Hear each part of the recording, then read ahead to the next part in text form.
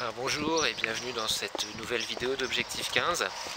Alors aujourd'hui on a terminé un bâtiment BBC Rénovation dans le cadre du chèque énergie de la région Normandie. Je vous mettrai un lien dans la description pour le chèque énergie de la région. Sur cette maison vous allez pouvoir aussi voir, il y a d'autres vidéos sur cette maison que j'ai fait parce qu'on a posé la VMC et aussi on a parlé des mesures de VMC, donc je vous mettrai les liens au-dessus. Donc là, vu que c'est terminé, pour valider le chèque énergie de la région, quand même 9200 € d'aide, il faut passer par le test d'étanchéité à l'air. Donc là, ce qu'on va faire, c'est qu'on va aller dans la maison, on va boucher toutes les entrées d'air et les bouches VMC. Et puis sur la porte d'entrée, on va mettre une porte soufflante qui va mettre la maison en dépression.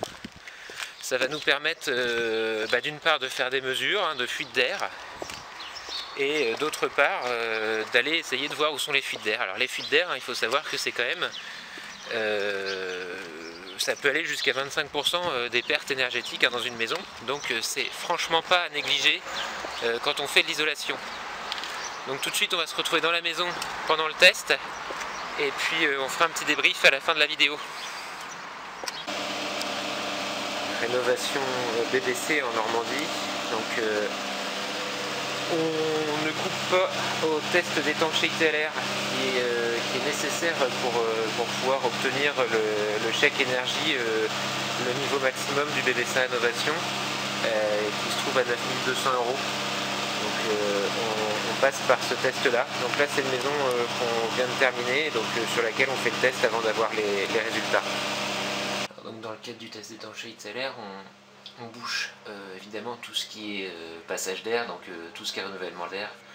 Donc la VMC elle est bouchée donc au niveau des bouches d'aération et puis aussi au niveau des passages d'entrée d'air sur les hauts des fenêtres. Alors là on est sous la chaudière.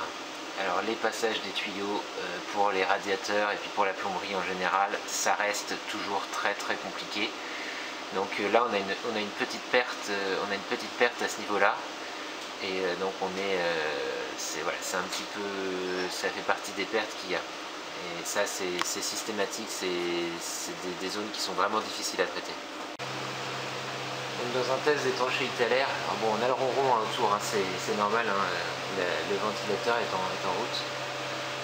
Les points de fragilité donc on rencontre le plus fréquemment sont les trappes d'accès au comble, mais alors on a aussi les tours de fenêtre. Alors ici c'était une petite réserve que je mettais aux fournisseurs de menuiserie, et effectivement le comprimant n'a pas été super bien posé, et donc là on a un courant d'air à ce niveau là. Donc il faut bien savoir que les fuites d'air, ça représente jusqu'à 20 à 25% des pertes énergétiques dans les maisons. Donc à partir du moment où on isole bien la maison, s'il n'y a pas de travail sur l'étanchéité à l'air, on n'aura pas de bons résultats en termes d'économie d'énergie. Donc là c'est toujours des zones un peu compliquées, c'est les accès au sous-sol. Alors là en plus tout n'est pas parfaitement terminé, donc c'est voilà, des petits passages comme ça, donc le long d'une porte d'accès au sous-sol.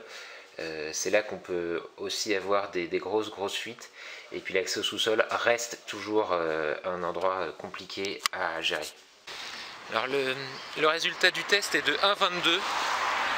Compte tenu du fait qu'on est dans une maison ancienne avec de multiples agrandissements faits en matériaux anciens, parfois usés, on n'est franchement pas mécontent du résultat. Alors 1,22 ça ne veut peut-être pas dire grand chose pour vous. En fait ce qu'on demande dans le neuf aujourd'hui c'est 0,6.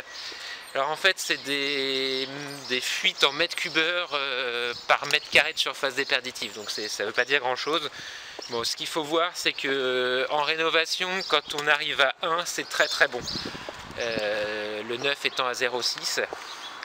Et donc en fait là 1,22 on est particulièrement content du fait que la maison est attenante à un studio, donc il y a des passages de réseau et le studio n'était pas inclus dans le test, donc il y a quelques petites fuites d'air par là.